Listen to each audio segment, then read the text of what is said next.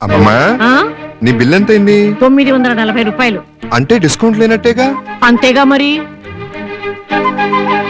ఆ చీర డబ్బులేవు. ఎందుకు? చెప్తానుండు నాయనమ్మా. ఆ చీర ఆ డబ్బు ఇలాయు. ఎందుకు? చెప్తానుండండి. ఈ 2 చీరలకి కలిపి బిల్లు వేయండి. 2 చీరలకి కలిపి బిల్లు వేస్తున్నావు ఎందుకు? చెప్తానుండమ్మా. ఎందుకు? అమ్మమ్మా ఇదిగో నీ చీర పట్టుకో. నాయనమ్మా ఇదిగో నీ చీర పట్టుకో. నీకొచ్చిన డిస్కౌంట్ 94 రూపాయలు, నీకొచ్చిన డిస్కౌంట్ 78 రూపాయలు. ఇప్పటికైనా అర్థమైందా?